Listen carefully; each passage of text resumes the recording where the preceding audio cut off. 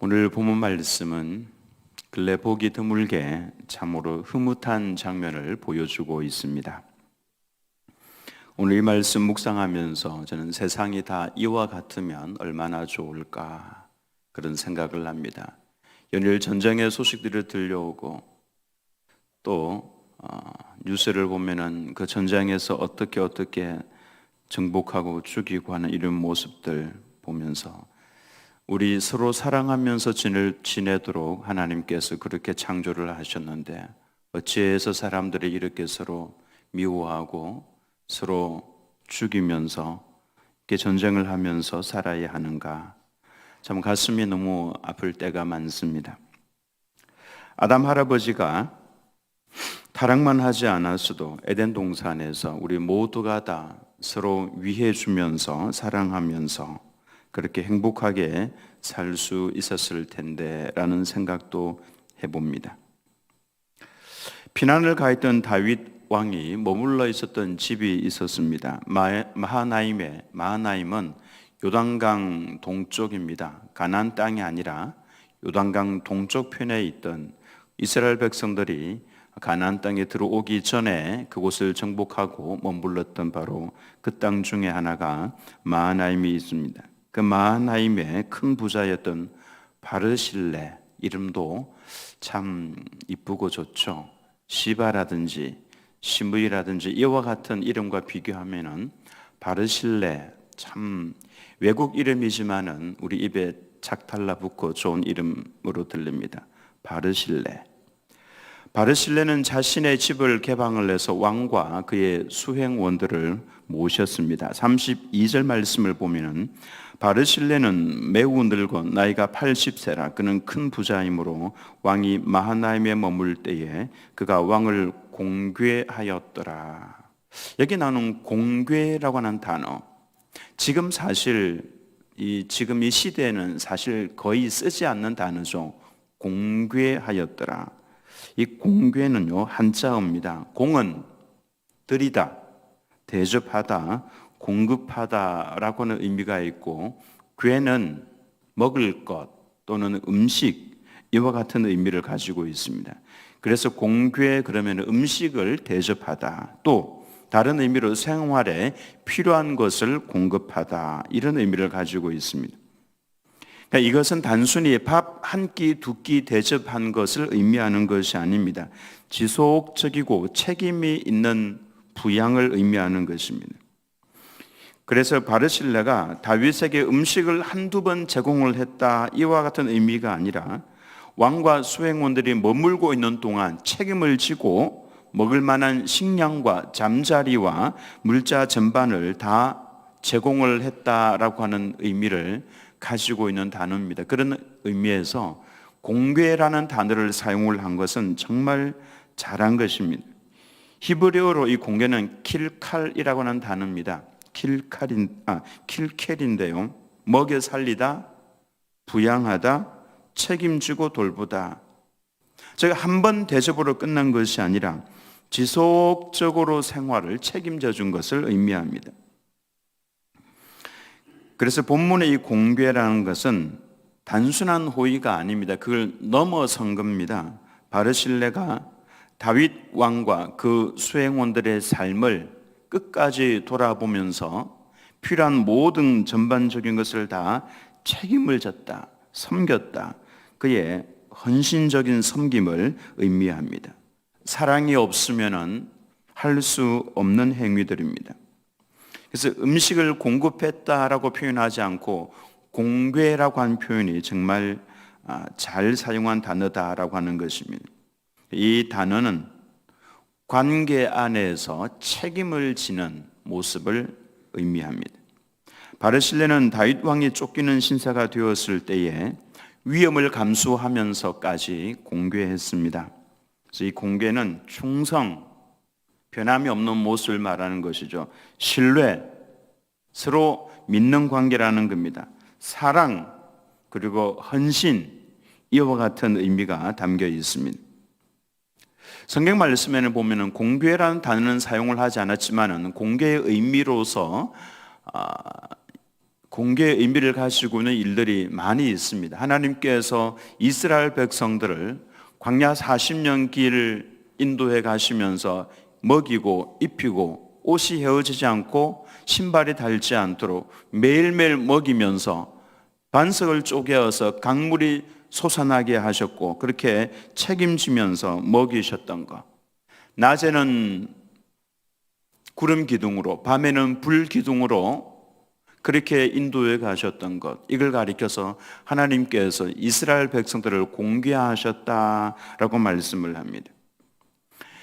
엘리야가 사르밧 과부의 집에 갔을 때 사르밧 과부가 먹을 집과 먹을 음식을 다 섬격하죠. 공개를 한 것입니다. 초대 교회가 밭을 팔아서 논을 팔아서 헌금을 하면은 그 헌금을 가지고 서로를 필요한 것을 챙겨주고 먹이고 하면서 공동 생활을 한 것도 공개라고 할 수가 있습니다. 이 모든 장면들의 공통점은 이겁니다. 하나님의 사역을 하는 데 있어서는 반드시 누군가의 공개를 통해서 이루어진다라고 하는 사실입니다. 선교사가 선교지에 나가서 사역을 할 때도 교회에 공개가 있기 때문에 가능한 것입니다. 그래서 바르실레의 공개는 단순한 인심이 아니라 하나님의 사역에 참여한 헌신, 충성이라고 할 수가 있는 것이죠. 우리 교회가 어떻게 유지가 됩니까? 하나님의 공개로 인해서 삶을 영위하고 있는 성도들이 예수님의 몸인 교회를 공개를 하는 겁니다. 그렇게 해서 교회가 유지가 되는 것이죠. 이게 뭐냐 하면은 서로 주고받는 관계다라고 하는 것입니다. 하나님께서 일방적으로 무조건 주시는 것 아닙니다. 어린 아기일 때는 그렇게 하시지만은 그렇지 않습니다. 조금 시간이 지나면은 성숙한 성도들은 하나님께 드리는 것이 있고 또 하나님에게서 받는 것이 있는 겁니다. 예배도 마찬가지입니다. 하나님께서 우리들에게 채워주시는 게 있고 우리가 하나님께 감사함으로 올려드리는 것이 있는 것이죠. 공개, 서로 주고받는 것을 말합니다. 하나님과 성도가 서로 주고받으면서 살아가는 이 관계. 그래서 공개에 대한 결론을 내린다면 공개는 단순한 베풀미 아니라 동행이라고 할 수가 있습니다. 먹을 것을 그냥 주는 것 이것이 아니라 삶을 함께하는 것이 공개다라고 할 수 있습니다. 이들은 하나님 나라의 숨은 기둥들입니다. 바르실레 이름이 이렇게 오늘날 아름답게 남아 있는 것은 그가 말을 잘했기 때문에, 앞장섰기 때문에, 물론 그런 것도 있겠지만은 위기의 순간에도 변함없이 다윗 왕과 함께했기 때문인 것입니다. 바르실레의 공개를 받은 다윗 왕이 이렇게 말을 합니다. 이 말은 진심입니다. 33절 말씀을 보면은 왕이 바르실레에게 이르되 너는 나와 함께 건너가자. 예루살렘에서 내가 너를 공개하리라. 얼마나 아름다운 말입니까? 바르실레는 그의 인생에서 최고의 찬사를 받은 겁니다. 너는 나와 함께 예루살렘으로 건너가자. 내가 예루살렘에서 너를 공개하겠다. 네가 나를 공개했으니까 이제는 내가 너를 공개하겠다. 이 말씀은 내가 너의 인생에 남아있는 모든 인생에 내가 너와 함께 할 것이고 너의 인생 전부를 내가 책임지겠다 이 말씀이죠. 이것만큼 복된 인생이 어디에 있습니까? 왕이 내 인생을 책임져 주겠다라고 하는데 얼마나 든든합니까? 우리의 왕이 누굽니까? 우리의 왕은 바로 예수님이시죠. 우리 또한 바르실레처럼 왕이신 예수님을 공개한다면은 우리 주님께서도 말씀을 하실 겁니다. 내가 너를 공개해 주겠다. 우리가 이 땅에서 왕이신 예수님을 어떻게 공개할 수가 있겠습니까? 어떻게 예수님을 섬기면서 공개할 수 있겠습니까? 먹이고 동행하고 이야기도 들어주고 어떻게 그게 가능하겠습니까? 예수님의 말씀은 분명합니다. 여기 있는 지극히 작은 자 하나에게 한 것이고 내게 한 것이다. 그렇게 말씀을 합니다. 단순히 한두 번 식사 제공하는 것으로 끝나는 것이 아니라 하나님의 가족으로 여기는 겁니다. 한 가족으로 대하는 것이죠. 그래서 공개는 관계입니다. 사랑의 관계입니다. 그래서 우리는 교회에 오는 어느 누구든지 함부로 대해서는 안 됩니다. 우리가 혹 실수로 아니면 잘 몰라서 그랬다면 오늘부터 바꾸면 됩니다. 예수님을 공개하는 마음으로 서로가 서로를 대해야 합니다. 그것이 바로 예수님을 공개하는 것이나 마찬가지입니다. 또 그것이 바로 예수님께서 나를 공개하도록 할 수 있는 방법입니다. 천국은 절대로 공짜로 주어지는 게 아닙니다. 천국에서는 반드시 우리가 행한 대로 갚아주는 원리가 적용되는 곳이 천국이다라고 하는 것입니다. 우리가 이 땅 위에서 예수님을 공개하는 마음으로 형제를 공개하면 예수님께서 우리를 공개해 주신다. 예루살렘으로 가자. 내가 너의 남아있는 생애를 책임져 주겠다. 그 말씀이죠. 결국 바르실레가 왕을 공개한 이유로 인해서 왕은 어떤 공개를 베풀어 줍니까? 바르실레의 아들 김함을 예루살렘으로 데리고 가서 바르실레가 좋아하는 대로 김함에게 베풀어 주겠고 바르실레가 내게 구하는 것은 다 너를 위하여서 김함에게 시행하겠다라고 말씀을 했죠. 아들이 복을 받는 것은 곧 바르실레가 받는 것이나 마찬가지입니다. 우리의 섬김에는 이처럼 공짜가 없습니다. 하나님께서는 우리가 행하는 모든 것을 다 기억하시면서 다 갚아주시겠다라고 말씀을 하셨습니다. 심지어는 이렇게까지 말씀하셨습니다. 누구든지 이 소자에게 내 이름으로 물 한 컵 대접을 하면은 그로 인해서 결단코 상을 잃지 아니할 것이다 라고 분명하게 말씀을 하셨습니다. 공개하는 겁니다. 사랑입니다. 관계입니다. 그렇다면 우리의 인생을 이처럼 다른 사람을 공개하는 것으로 가득 채워야 되지 않겠습니까?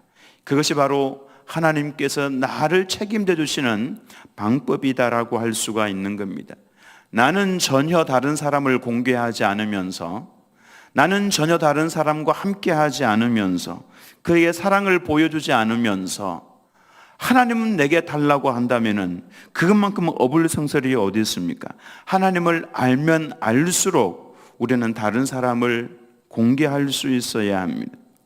다윗 왕과 바르실레 사이의 공개는 이렇게 끝을 내고 있습니다. 39절 말씀에 백성이 다 요단을 건너매 왕도 건너가서 왕이 바르실레에게 입을 맞추고 그에게 복을 비니 그가 자기 곳으로 돌아가니라. 이제 왕이 전쟁에서 승리를 하고 예루살렘으로 돌아올 때에 바르실레도 왕과 함께 요단강을 동쪽편에서 서쪽으로 건너왔습니다.